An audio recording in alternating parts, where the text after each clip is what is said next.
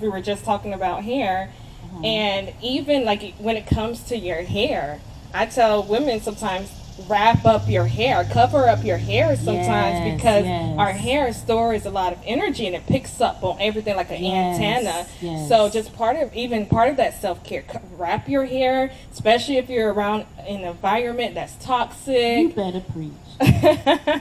And you know what? It's interesting that you said that because I think you and I were talking on the phone earlier this week, and I like just threw this song on you. I feel the spirit. I feel the spirit. Well, now that you said that about keeping your head covered, I grew up in the AME church, and my mom was like an usher, and then she was like a steward and stuff like that, right? So I'm like, what's she doing with that napkin over her head? You know, it looked like a dolly cloth almost. For you church-going folks, y'all know what I'm talking about.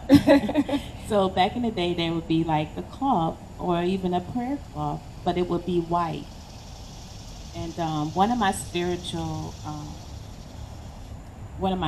advisors, she's Hispanic. She told me that I needed to start wearing white more. And I'm saying to myself, girl, I don't look good in white. White make me look real fat. But you have brought light to that, because I even thought about the white cloth that my mom wore as a covering. But this is where I'll be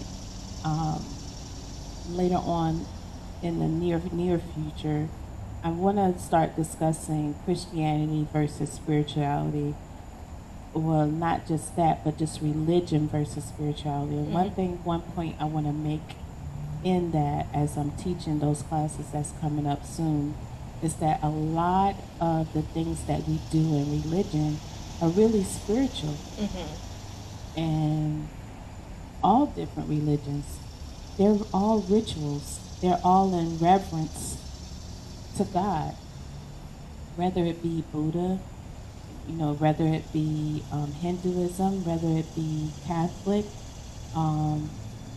whatever the case may be, whether it be, you know, I heard different examples of whether you should be sprinkled with water versus immersed. You know, some people say if you're sprinkled with water, then you haven't really been baptized. But then I've heard some religions say, well, you have to be submerged in order to say that you've been baptized. So wearing another cloth, I think that's amazing.